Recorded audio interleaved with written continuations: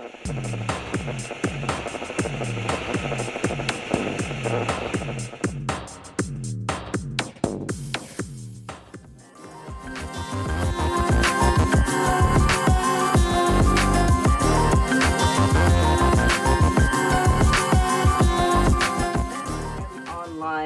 music business or audio visual streaming platform that uses music.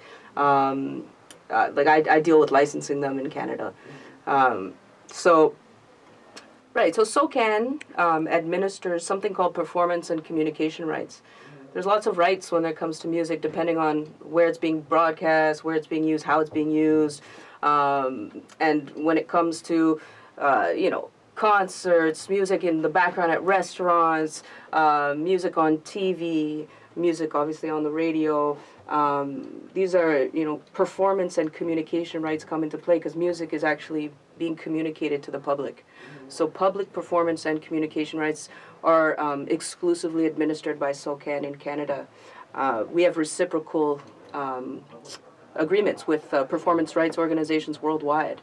In every country, we basically work together and we administer the performances of music by international artists in Canada, and we send money over to performance rights organizations in other territories if their authors' music is being performed in our country, either online or live at concerts or in the background of restaurants, all these different types of ways music is used. So SOCAN, the new media world has just, come into play obviously more recently, but I mean, the traditional licensees of SOCAN were, broadcasters, TV broadcasters and radio stations. Now, I mean, everyone can broadcast for themselves online. So that's a huge shift and really comes into play with my role at SOCAN, because I'm from tiny little, independent web radios to,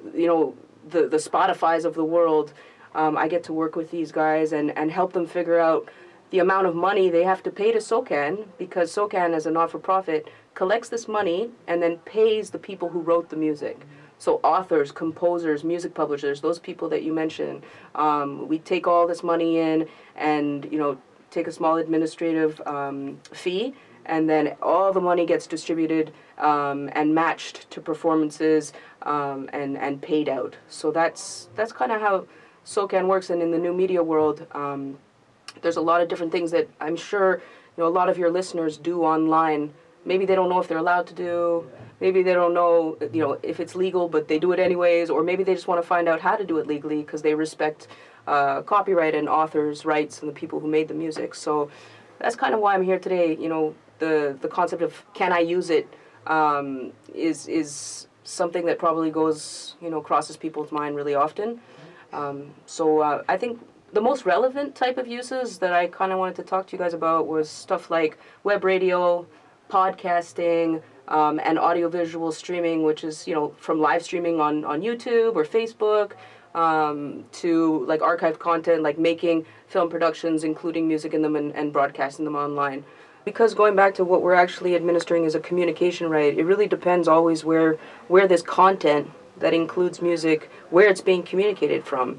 If it's from your website, similar to how, covered by Radio Regent, it's on their root URL. All this content is being communicated from this website. So this website needs a license. So, for example, there's a lot of third-party platforms, user-generated content platforms like YouTube or more audio-only ones.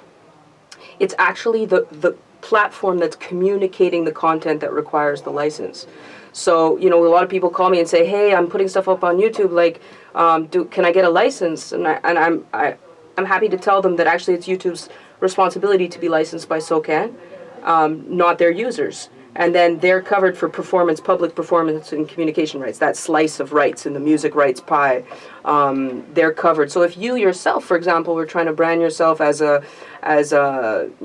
radio voice in Canada, and you wanted to, obviously with Radio Regent's permission to use that content, you wanted to open up your own website, we have a tariff. So we work on a tariff system. So the Copyright Board of Canada, we don't just come up with this stuff on our own. The Copyright Board of Canada approves of specific tariffs that match music uses, whether they're online or, related to more live broadcast of concerts.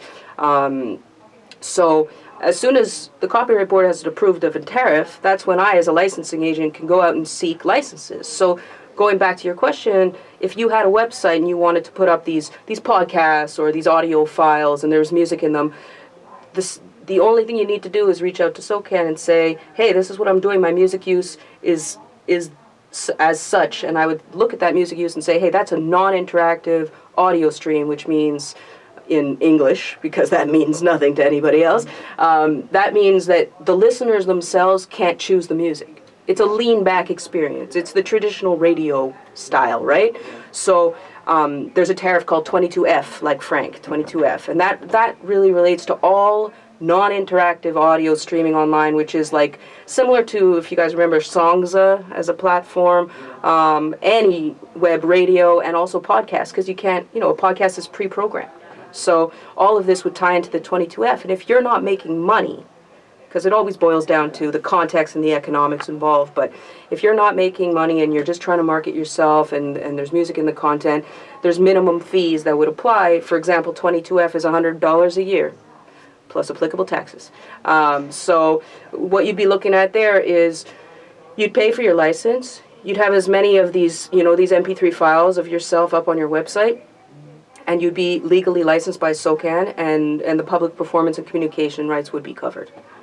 And of course, if you start selling advertising or subscriptions, perhaps, to your platform, then there would be like a calculation according to how much money you're making. Just off the top of my head, it's 5.3% of your internet-related revenues. And these tariffs that the Copyright Board approves of are really specific to those sort of things. So they know there's hobbyists out there. They know there's people that just want to do this for the love of music and media and creating. So, the same tariff would apply to a huge business. But, of course, there'd be a percentage of the revenues that would be calculated. It wouldn't be the minimum fee annually. So that's an example that relates to, I think, what a lot of people out there want to do. I get hundreds of calls every month. Hey, I'm living in the middle of nowhere and I want to broadcast a web radio, and there's a great community out here that we have no radio, and what do I do? And they're all worried, and how am I going to do this? And like 5 minutes after talking to them, is that easy? It's spectacular. I love this. I'm so happy to honor authors' rights, and it's as simple as that. So, I mean, that's obviously, like I said, that's non-interactive audio streaming. There's different, if you look at Spotify, for example, where that's on demand. That's where, listeners choose individual songs. They have the capacity to make playlists and really get involved with it's not a lean-back experience. They're choosing their music and curating their own stuff.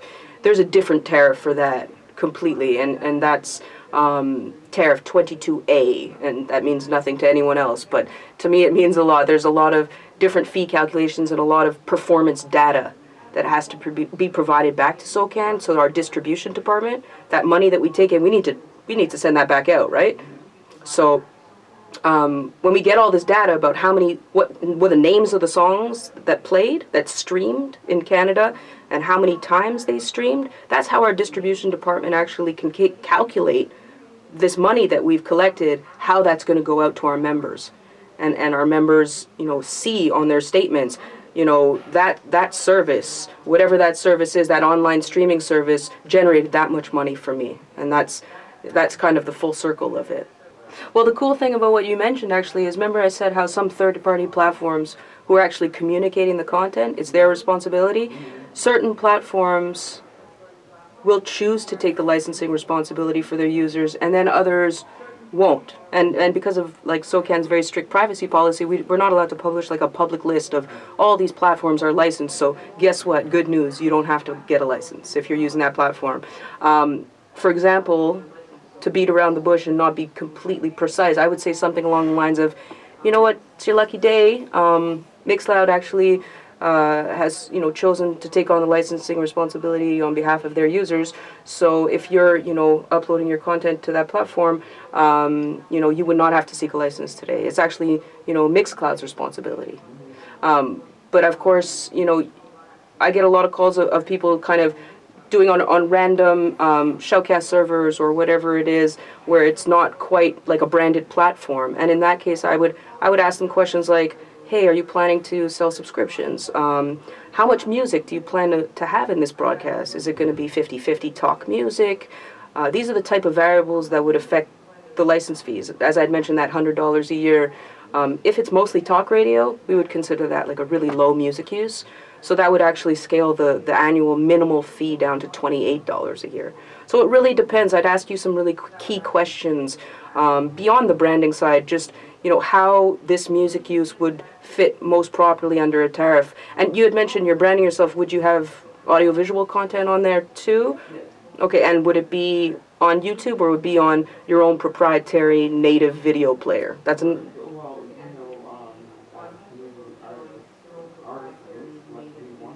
Mm-hmm. Right. So I mean, this is your lucky day, right? Because like you've mentioned two platforms where I would right away say, you know what, you wouldn't have to take on the licensing responsibility using third-party platforms that would actually be the SOCAN licensee, and as a a user-generated content kind of artisan on that platform, you would be covered. Now, the one tricky thing, and I could probably spend 3 hours talking about it, when it comes to this audio-visual side, when you put something up on YouTube, all of a sudden YouTube's like asking you to take it down? Right. That's actually not due to a performance and communication right. Remember I said there's a whole pie of music rights? There's something else called synchronization rights. That's not administered by SOCAN, so it's actually administered by rights holders directly. So that's music publishers and record labels. So if you're getting a takedown notice on YouTube, it's usually, if not always, directly related to synchronization rights, because the performance and communication, public performance and communication rights are already, in quotations, covered. So, often I will make mention of that if people are doing audiovisual stuff, because I'll say, hey, you don't need to seek a SOCAN license right now, but if you're getting a takedown notice and you come back to me and say, hey, you told me I could do this, why is it being taken down? Rights holders have the right to take down content because they own that content and control it. And when it's in an audio-visual context, there could be moral rights involved. Maybe they don't believe in your cause. Maybe they don't believe in that video content and they don't approve of it, or they just don't want themselves to be associated to it. So, yeah, there's a whole other layer when it comes to audio-visual, and we have tariffs for that too. But once again, if it's on a third-party platform, it would be that party that would be licensed by SOCAN. When it comes down to it, like let's say you were broadcasting content, I mean SOCAN doesn't administer like master recordings, sound recordings. What we're really administering is like music and lyrics, the composition behind it, not the actual recording itself. So if someone wanted to broadcast music, we always say you need to get your music from legal sources, of course.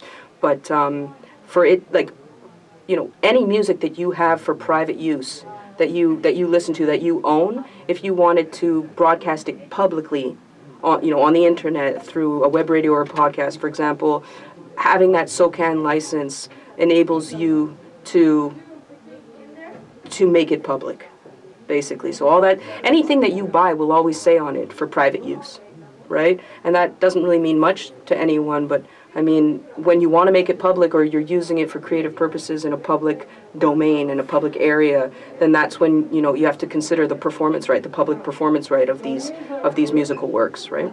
It's not really something that SOCAN administers directly. So I get a lot of calls about this sort of thing. I'm making a how-to video, or I'm just like a YouTube broadcaster and I have my own show, I want to put music in the background. From a SOCAN perspective, it's not an issue because like YouTube would be licensed by SOCAN as like the broadcaster. So that's not something that you'd have to worry about, and it's, you wouldn't have to call SOCAN and pay for a license to put music in your video. But I had mentioned really briefly, like it's a different right. When you put music in a video, it's called a synchronization right, and that's not something that SOCAN administers. And the only people that have the right to give you permission and to kind of negotiate it with you are the people who made the music. So, of course, there's major really famous songs by that are controlled by major publishers and record labels. But let's say it's let's say it's a song by like a local artist that all that you would need to do legally is ask that person's permission. But you do need their permission because maybe, they really need to approve of, their song being in your video.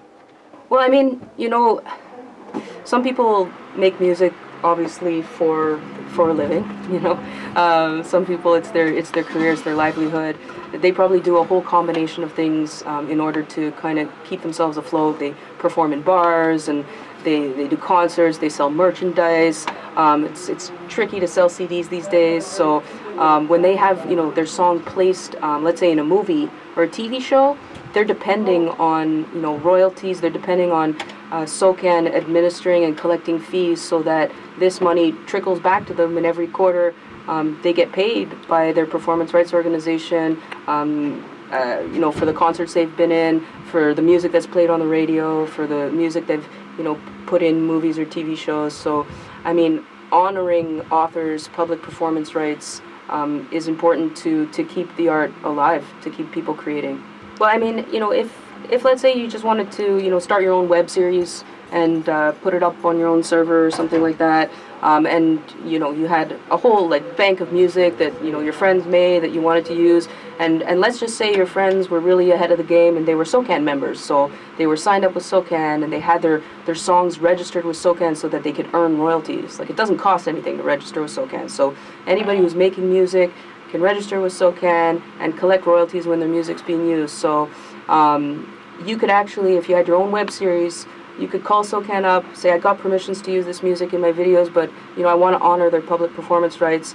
You would get a license under our audio-visual streaming tariff, which is 22D1, and you would pay a small fee, and SOCAN would collect this revenue and then distribute it back to the people that created that music. So, in combination with people's direct permission to use their music in your video and a SOCAN license for the performance side, the public performance side, you'd be all covered and you'd be legally operating in Canada.